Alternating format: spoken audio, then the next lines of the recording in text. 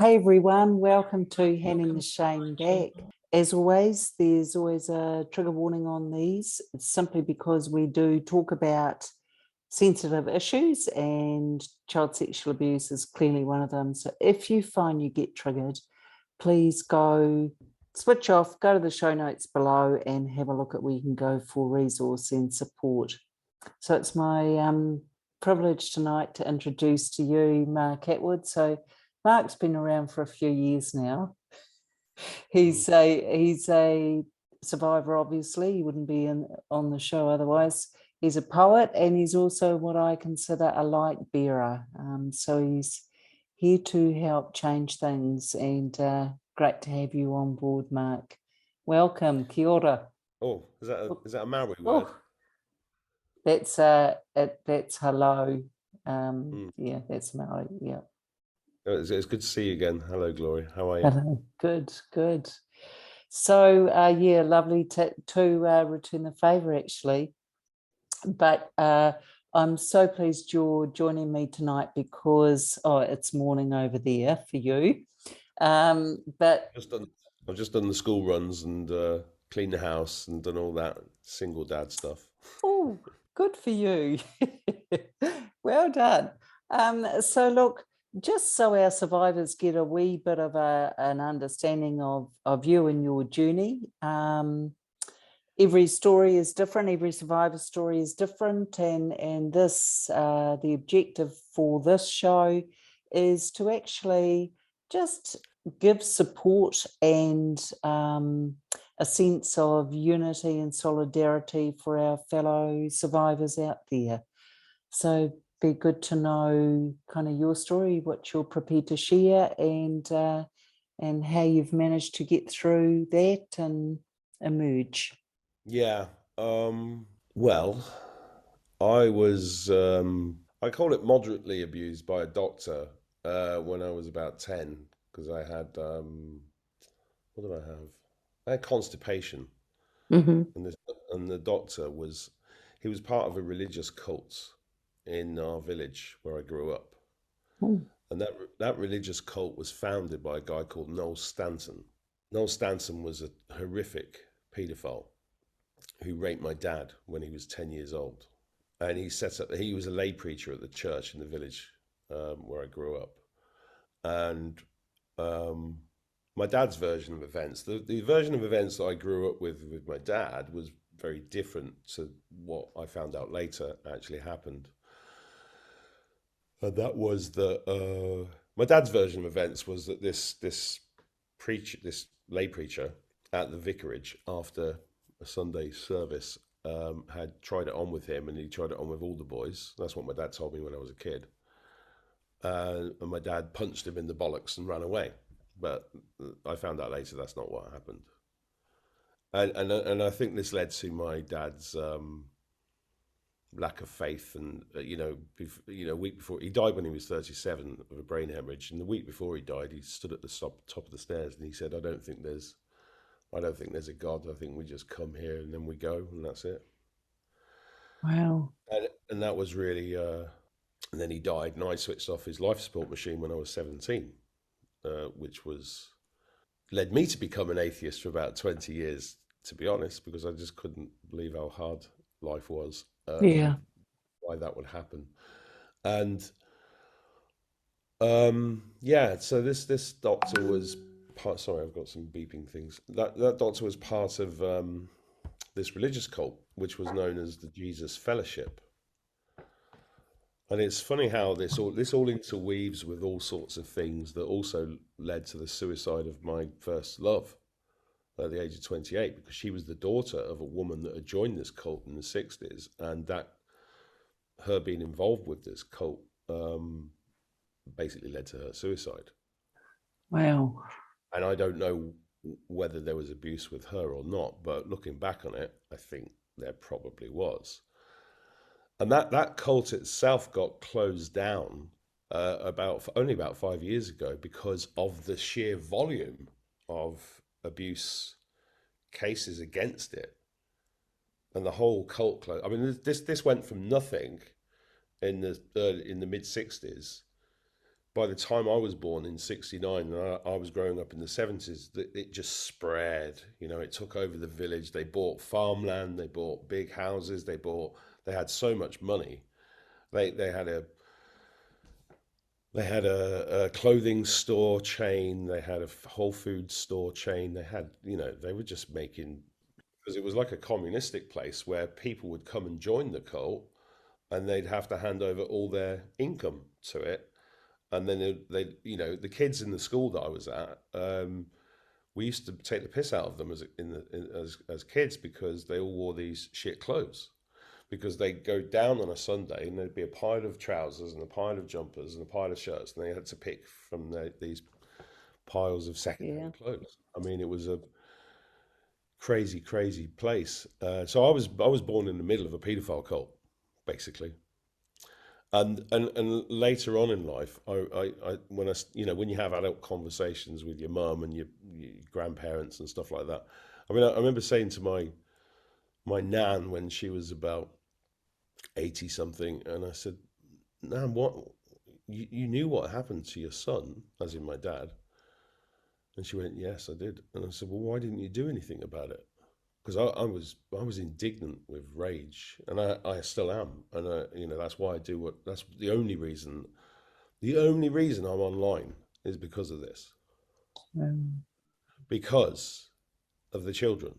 I yeah. do not want not one more child should ever suffer at the hands of an adult doing this to them. No. So I said to my nan, why didn't you do anything? Because I couldn't understand it. Because if anybody touched my kids, I'd fucking kill them.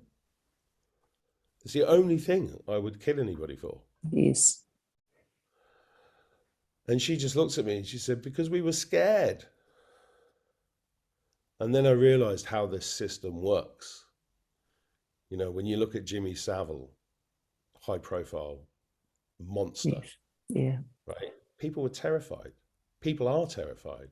And Mm, people just won't face up to this mm, because they can't believe. And they're either victims who can't face the shame, or they are paedophiles themselves, or they just cannot compute the fact that another human being would do this to a child.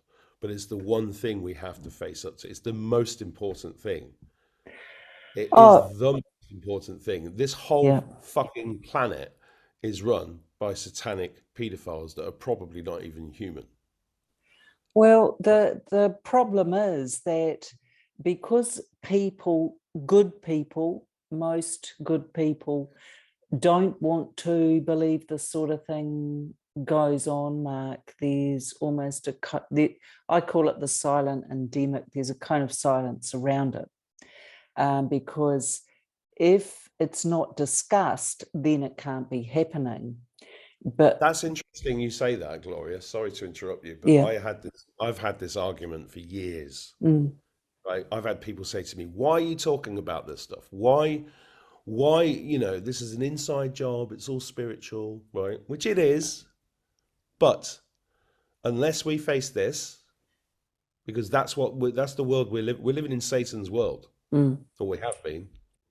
And if we don't face this, if we don't discuss it, how the hell are we supposed to how the hell are we supposed to stop it happening again in the future?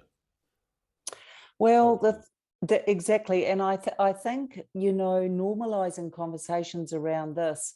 I should send you this clip I've got, but basically, it's a little graphic I've developed, and it is. I know you hate me talking about this, but what if it was your child or grandchild I saved?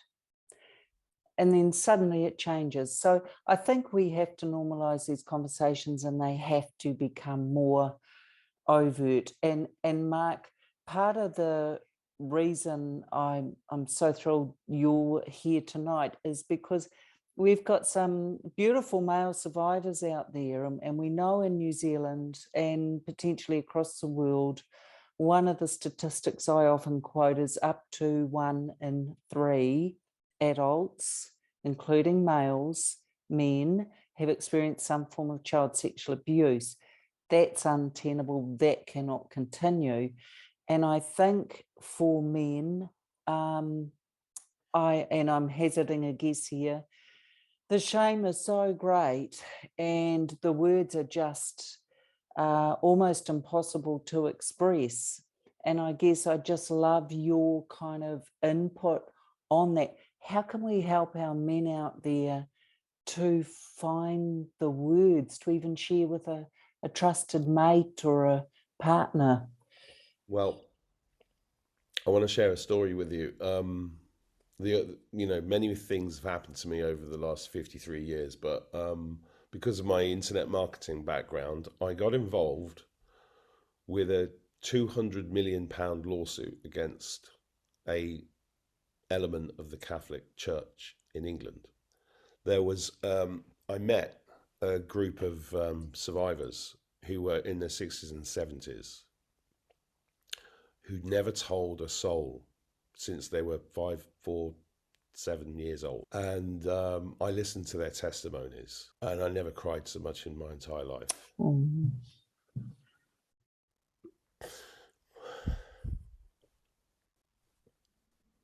When you hear what these people have been through, these guys went through, I mean, this is why I interview people like you, because it's so important to get this out. But when you sit and listen to a 72-year-old man, and he's there, he's still there, and this priest was buggering him, and he went and told his parents, and the parents beat him for telling them, because they believed they couldn't. It's just, where's that child go?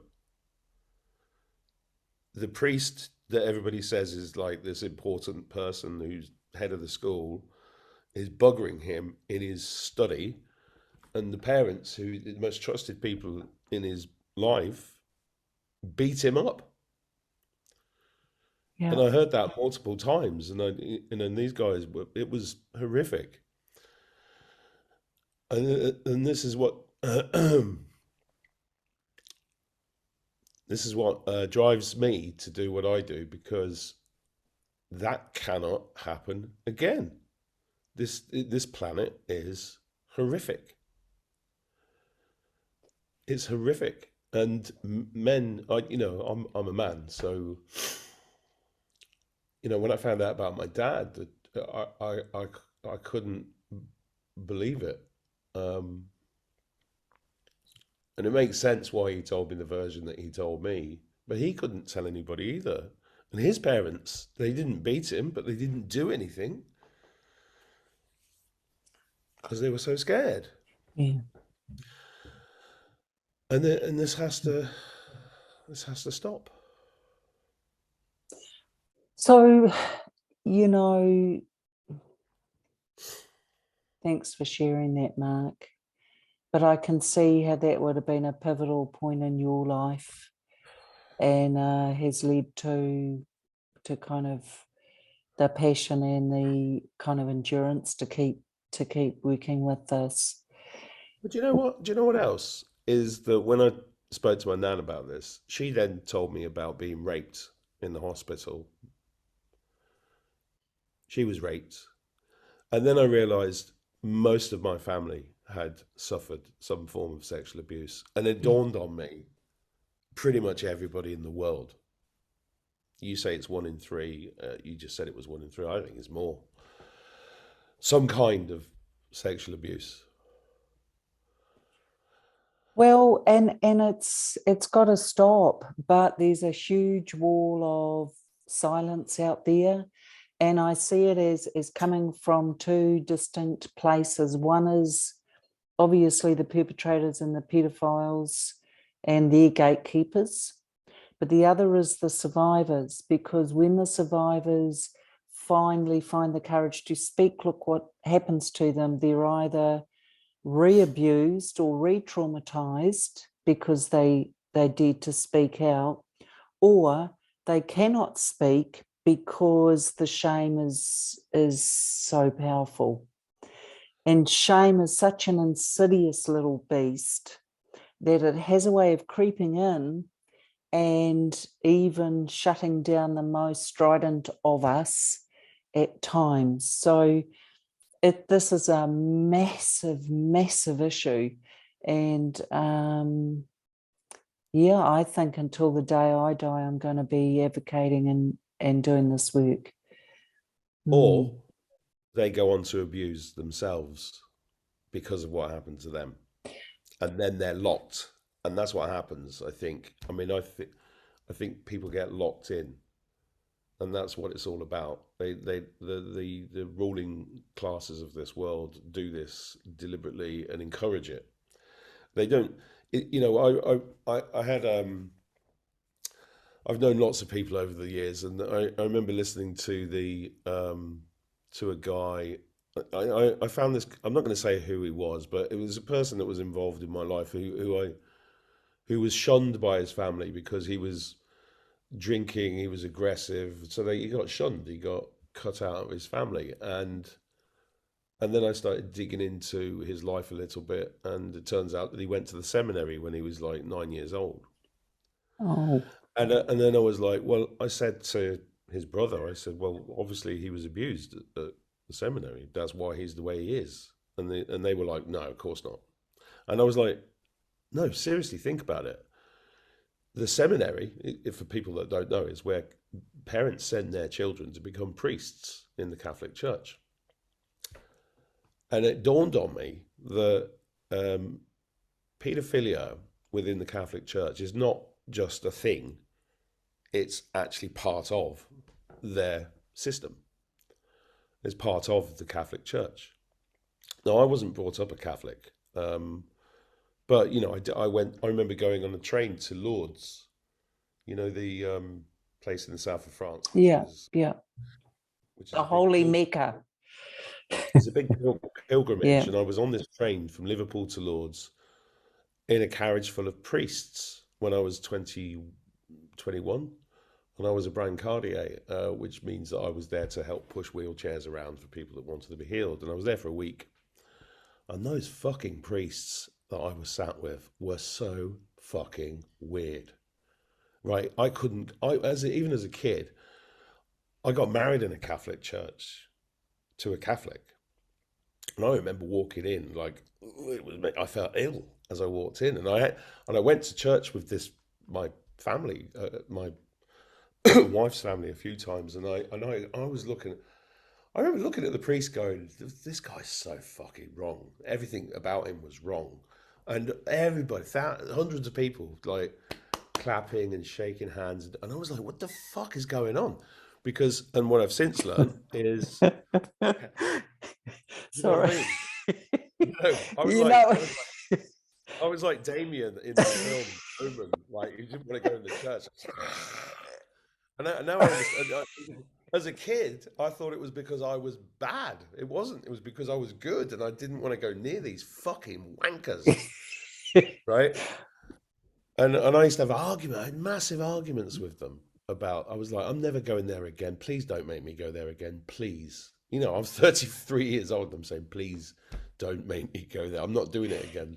You're all fucking weird. And when you realise the Catholic Church is a satanic church.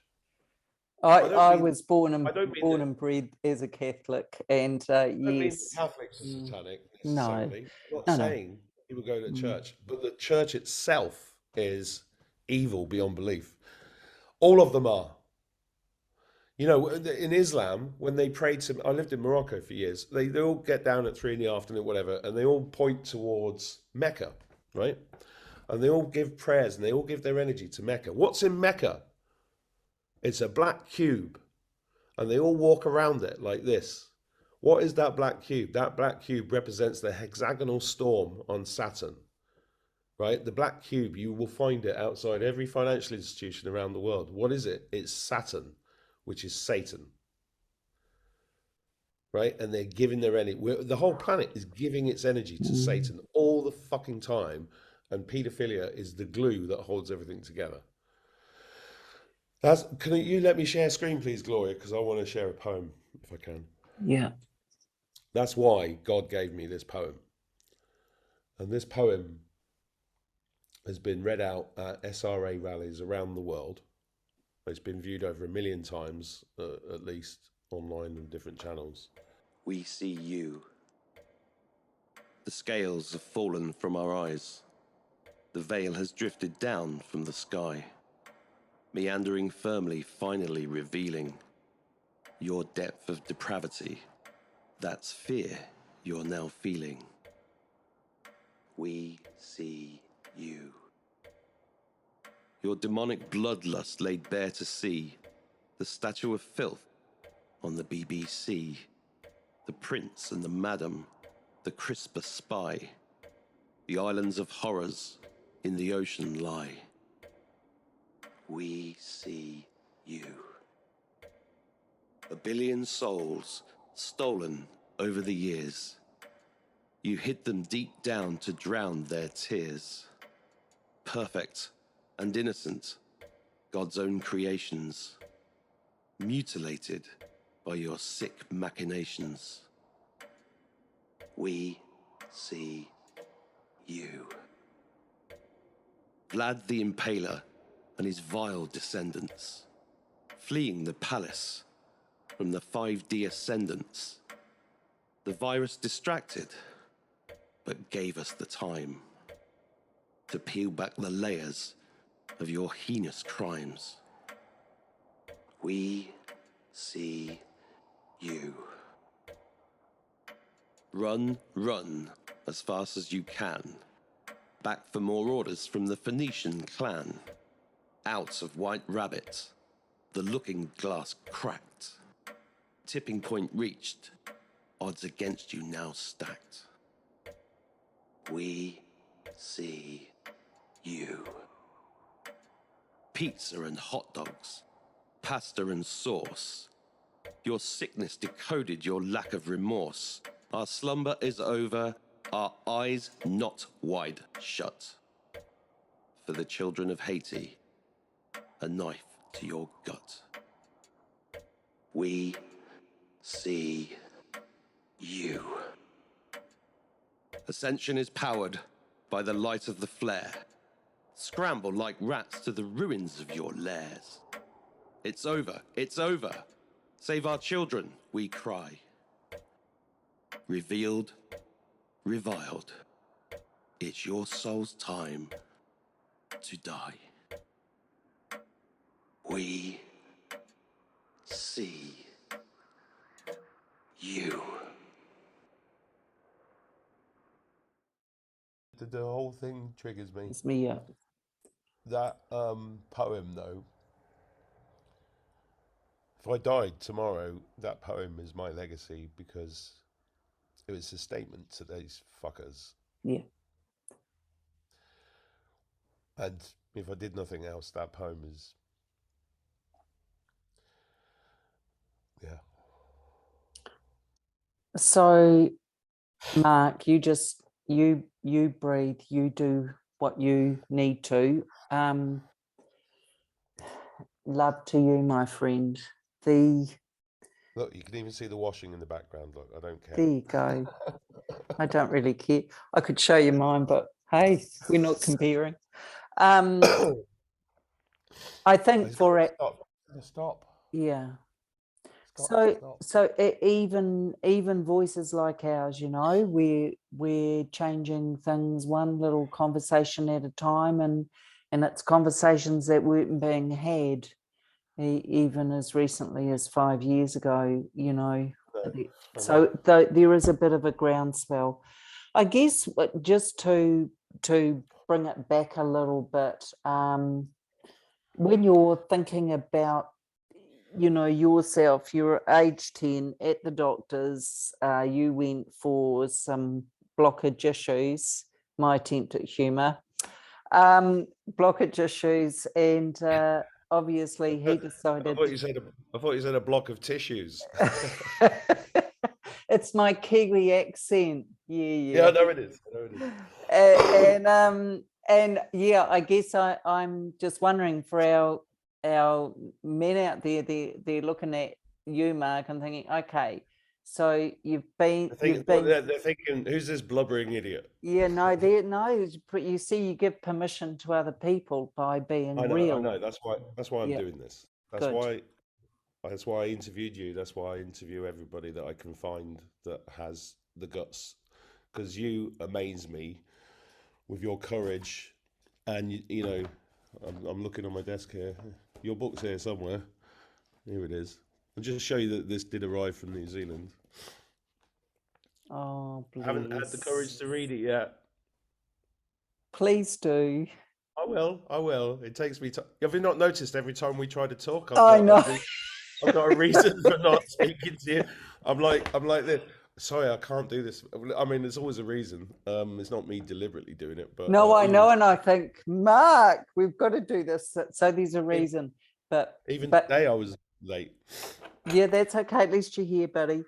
Hey, but look, I'm gonna bring you back to our men, because our men need Yeah, to hear brave yeah. soldiers like you. So let's just bring it back to you.com.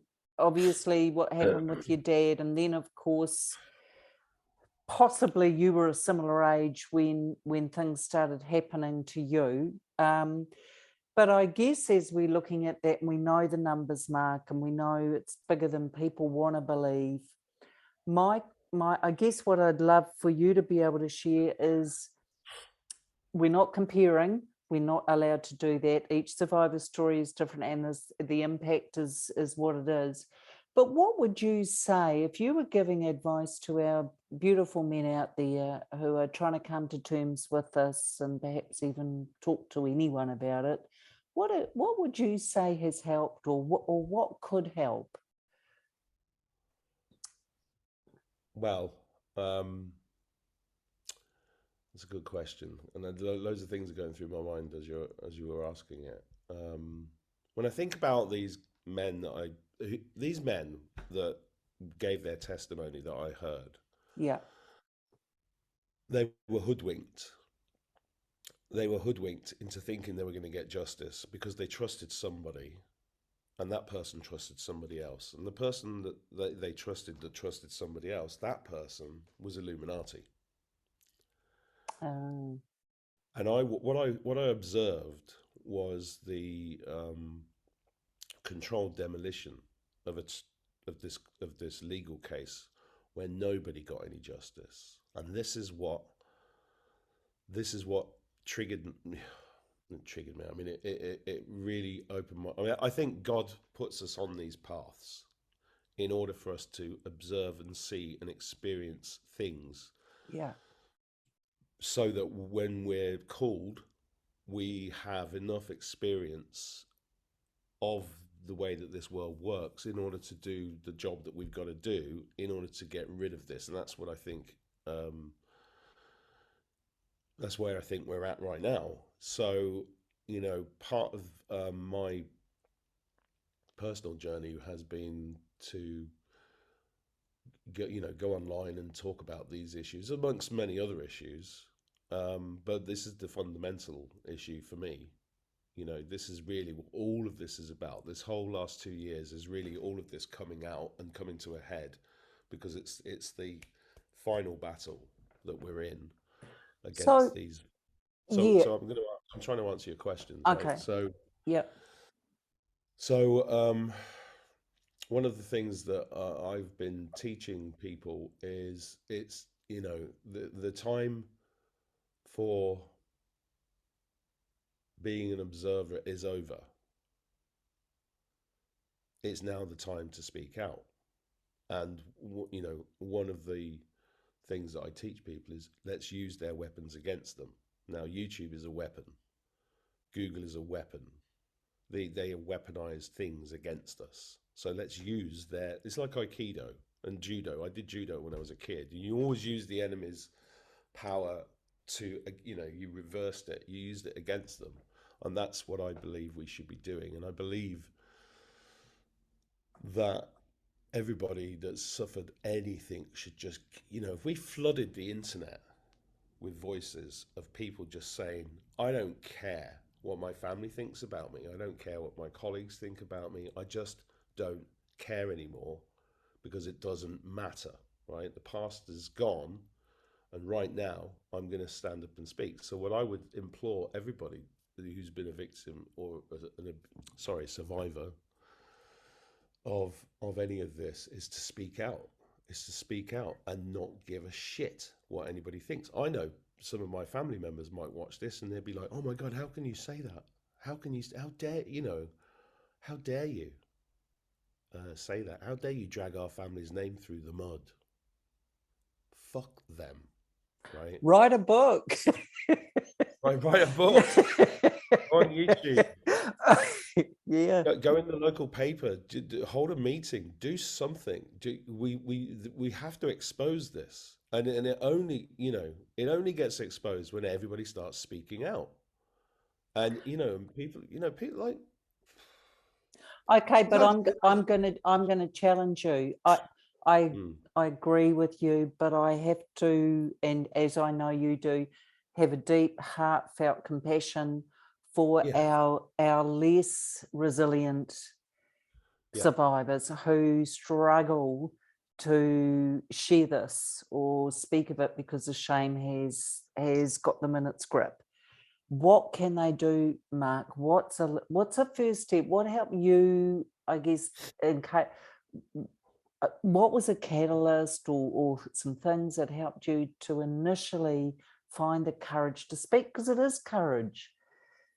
yeah. I never saw it. I mean, I know that I'm a bit bombastic, too bombastic for people. Um, No, you're just a bit odd, mate, odd. I'm odd, yeah. No, you're an odd light bearer. Oh, that's true. That is true. Yeah, no. So somebody interviewed me for a spiritual channel a couple of months ago, and she said, "You're not like other spiritual people." I went, "No, I'm not." Don't I'm definitely not. change, don't change. No, I am what I am, and I don't apologize for it. I don't know because my experience is really I never got any support. I never got even when I did talk about it, I got zero compassion from people that were close to me. Zero. Wow. Okay. Zero. Less than zero. In fact, it was Wow. like, I was, get over it. And it was like, whew, and I was like, whoa. And I never went to see anybody. I mean, I've been an alcoholic in my time. I've been a drug user. I've turned to all sorts of things, and it ruined my marriage. It ruined all sorts of things. This stuff will destroy you. And my personal answer was to just speak out about it and write poems and interview people and just learn more about it. And I know that's not for everybody, but I honestly think that it's just time to get over all of that and speak out because we can, if it is 1 in 3. Right, that's at least 2 billion people. If 2 billion people got on YouTube and started going, no fucking more, then the world would have to listen. That's my answer. But I know that that's not for everybody. I But know. I think I haven't really got an answer for people that can't speak out because that's not my. I will always speak out, yeah. and so I can't. I'm not the best person to ask that question to. No, okay. I get Maybe it. I am. Maybe I'm right. Maybe you Maybe are. Maybe you are. maybe I guess I'm just looking at the power of that and loving that possibility. I guess what I'm trying to do is get behind our beautiful survivors out there, the 2 billion or however many there are, and just say, hey, we're standing with you, we stand beside you, we support you. And maybe a first step maybe is just to write it out. And you don't even have to show anyone, but just get it out of your head, because this stuff, as Mark, you just alluded to, this stuff has a way of crippling, Oh, running your whole yeah. life, damaging everything, killing any self-esteem or any dreams you may have had, because what was done to you was to take away the very spirit of you and to actually reclaim that the soul of you was kind of pulled out. And to actually reclaim that is pretty friggin' hard. And then when you speak, And as in my case, for those that don't know, when I spoke, well, that was it. I was then chopped out completely. But the point being, it takes a lot of courage and a lot of confidence, but it also does a bit more than that, because it then stops. If you can find your voice, it then stops perhaps that next perpetrator or that next pedophile. You know. No, I know I'm not being very hard. practical. I should be No, more I'm just practical. trying to have, because I can see you've got the empathy and the humility and the love for them, Mark. And Absolutely. I just, And I will fight for every one of them. I know you will, but they Every one don't of them. have your And confidence. Yeah, that's all. I'm just trying to give people listen, some I met 3 weeks ago. I did a talk in Birmingham. Yeah. Two people came to see me, just to see me. And they didn't come to the show. They came at the end, and they came up to me and said, "We need to talk to you."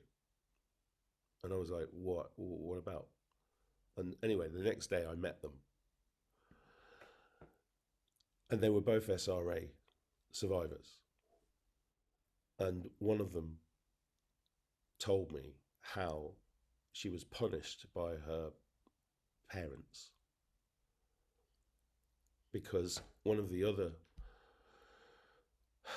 because she was in love with this boy that was also being abused, and they decapitated him in front of her when she was about 10, 11, right?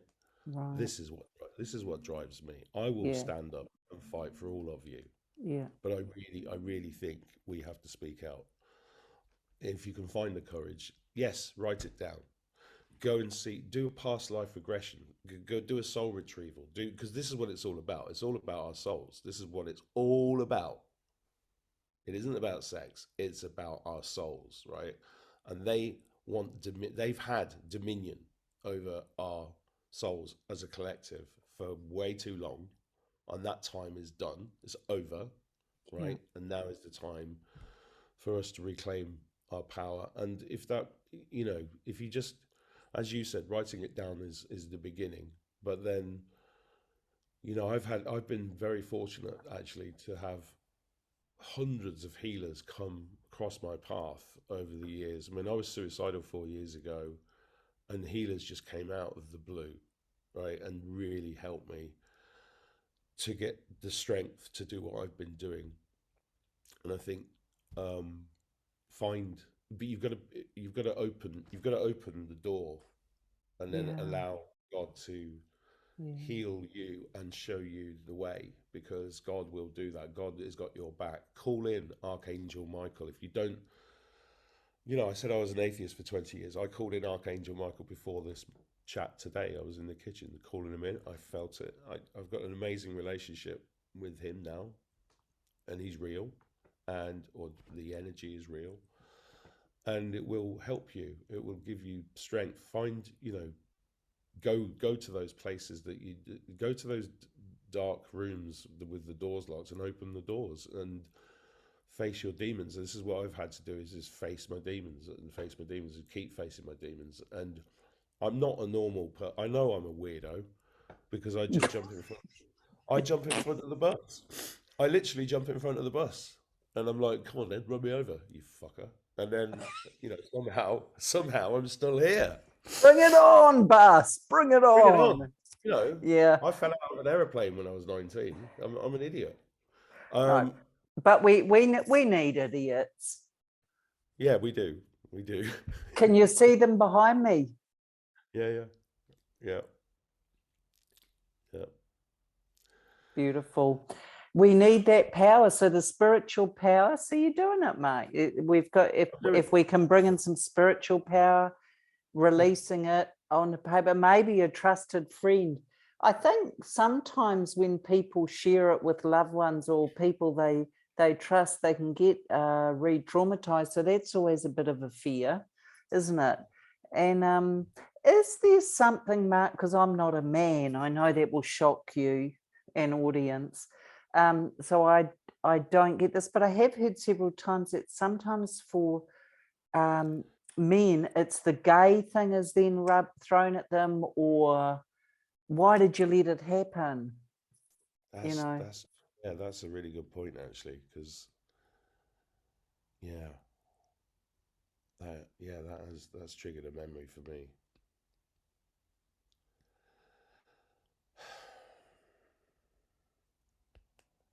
Yeah, I don't know if I don't know if I'm the best person to give advice to men, because I'm a fighter, right? So my view is I want to come out. I'm going down fighting.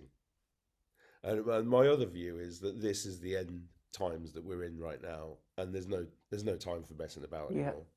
There just isn't. There isn't. This is the war to end all wars that we're in right now, and we just have to face. We just have, that's not maybe the most empathic answer I can. I'm not the most. Oh, no, that's right. I just want to gather the whole. I just want to gather everybody together Yeah. and storm the parliaments and storm. I use words like storm. You see, I'm Mark. I'm from Mars. I'm an Aries. I'm aggressive. This is my answer.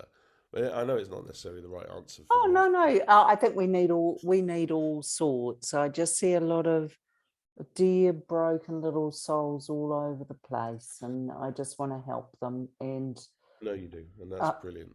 I think if we can help, having these conversations and just trying to get that shame handed back, because if we remove the shame, we've got the person. Unfortunately, the shame is so powerful that it occludes who that beautiful soul is in there. And I just want to offer to our audience out there, guys, you're not alone, and there's so many of us out there, and we see you. I'm not trying to steal Mark's line here, but we see you, we stand with you. Yeah. Well, it's interesting you brought that up, because the "we see you" line for me was about us seeing them. Yes, Right? I know. Because they're hidden in plain sight, Yeah. and they have been forever. I met Prince Philip. Horrible, horrible man. I met him. I can still feel his hand. The handshake. Oh, sorry. I've never liked Prince Philip. That's no, No. one of the most evil no. beings that ever lived on this planet, right? And he's gone, thank God. But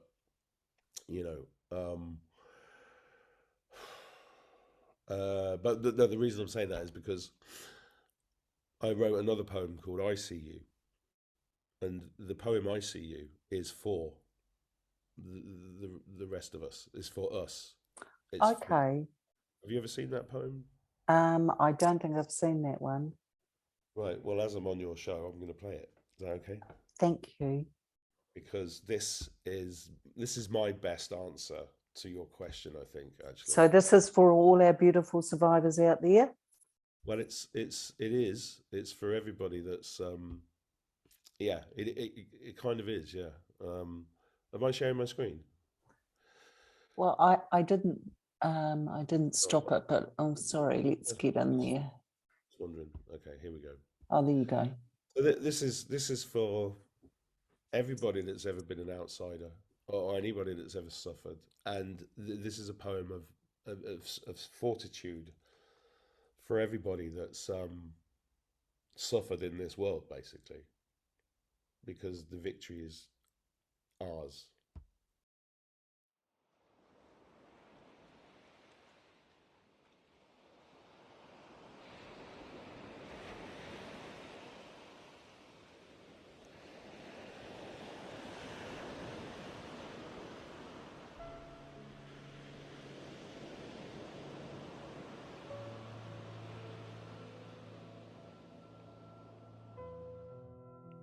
I see you twinkling in the sky, shimmering in Van Gogh's eye, sparkling as the starseed you really are.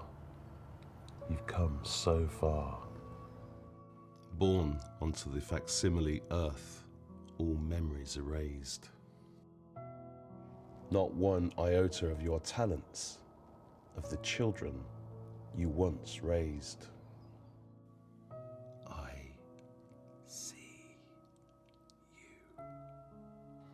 You never felt accepted. You never felt the same. Your friends and family alien, often seemed insane. They pointed fingers at you, they laughed behind your back. Whilst you were dancing with fairies and angels, you were on a different track. I see you. You felt alone, you did your best. You smiled through all the pain. They beat you and abused you. They knew you'd come to end their reign. As winters came and summers left, the leaves fell over years. The spirit voice inside your soul grew louder through your tears. I see you. They broke you down, they tricked you, they stabbed you through the heart. They feasted on your effervescence, they relished you apart. They stole your youth, they stole your money, convinced you they were right. But every time they ripped you open, closer came their night. I see you. Like the caterpillar at the end of life, entombed inside the cocoon, the hero's journey final act when all seems certain doom. Those belittled words of faith and belief diminish amidst the noise, yet you hold on, you won't let go. For the battle, you are poised. I see you! Deep, deep down, you hear the cry. In remembrance, you answer, yes. The fight was laid before you. To come is yet the best. Besmirched, belittled, tossed aside, you nearly lost your way. Letting go of all beloveds, you tried your truth to say. I see you. As the veil it dissipated, as all the solids melted, the remnants left fought their way to sovereignty, once doubted. You stood your ground, you found your power, your strength became unbounded. For you are the warrior child of this world, in your brilliance our future founded. I see you.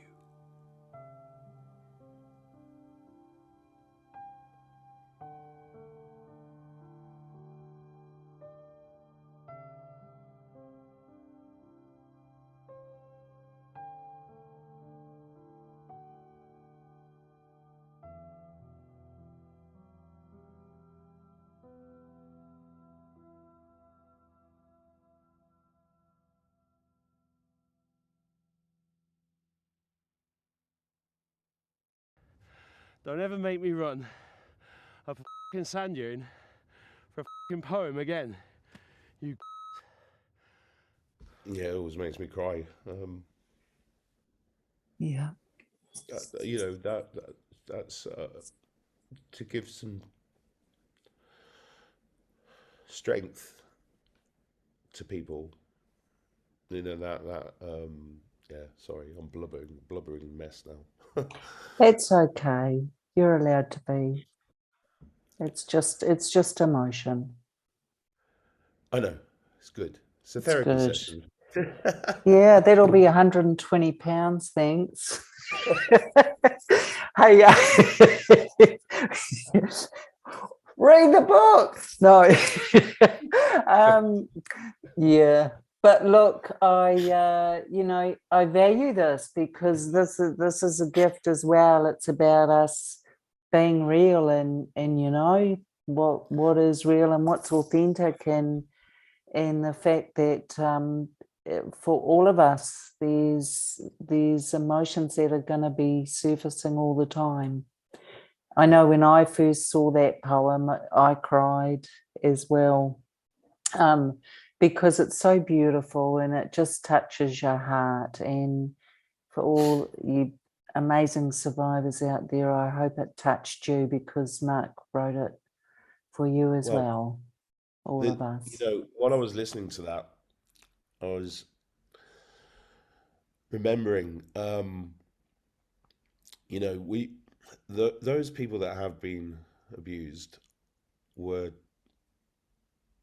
This is a spiritual battle, and I believe that they know who the strong ones are, and it's the strong ones that get attacked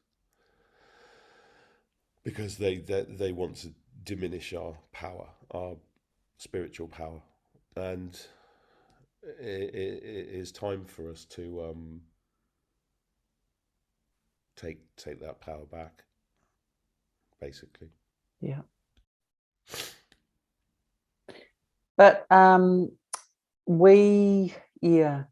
so is there anything you would kind of like to add?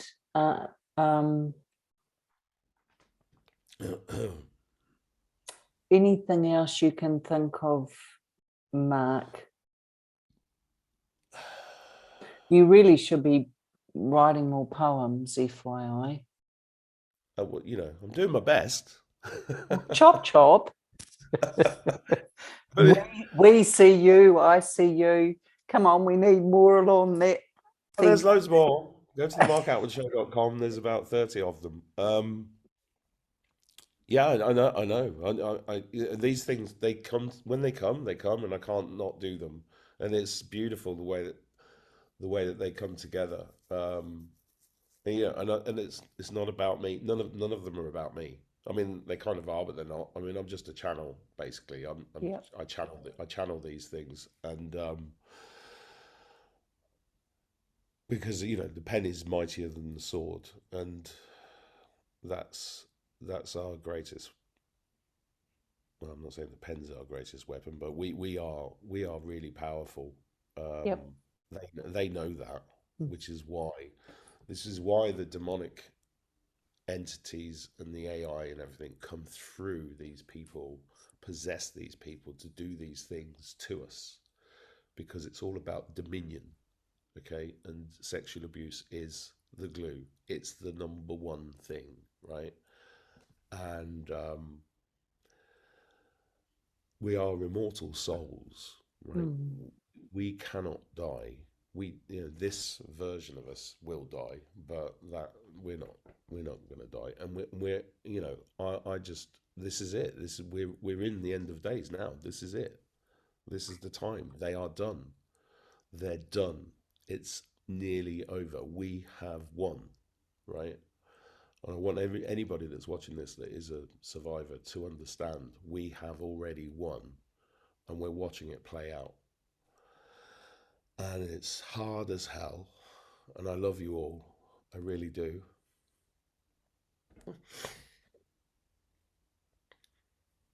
And none of us are perfect. No. We've all Yeah. done and said things that we regret, and the shame and everything else is their weapon against us, and we just have to turn their weapons around and back at them. That's what I think. Like you say, hand the shame back. Yeah. Yeah. Well, to me, light overcomes dark, and It does.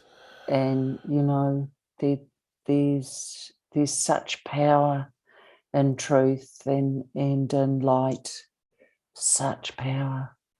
Oh, it's huge. It's meg. Yeah, you are a hero as far as I'm concerned. Oh, and please support Gloria. If you're watching this on my channel, go to her channel, subscribe, share the videos. If you are a survivor and you can't bring yourself to do what I've said, that's fine. But at least share Gloria's videos, share my videos that talk about this stuff, because it could save somebody's life. Yeah. And it could give somebody the strength to do what I say they should do, but Yeah. share it with friends and family. People need To know this stuff. They really, really do. So we've got to keep talking, and I really appreciate this. It's really great to have you here.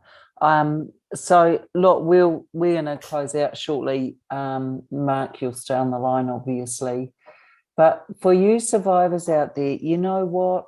Mark's done a shitload of work in this space. And he really is carrying a light for us and alongside us. And, all we have to do is reach into the deep part of who we are and find our own. It's time to shine our light. So love to all of you out there. Please, if you can, go to the show notes. You'll find all Mark's links there. Go and have a look at what he's doing. He's doing great stuff. If you like what I'm doing, I'm self-funded. If you want to donate, go to gloriamasters.com. Look at the donate options there. And for anyone who would like to be on the show, please go and fill out the online form and we'll do some screening. But in the meantime, angels are everywhere. Yeah, Any last words, Mark, from you before I close off with our wonderful audience? You are loved. You always have been, and you always will be. Please. All right, you guys. Look forward to seeing you soon.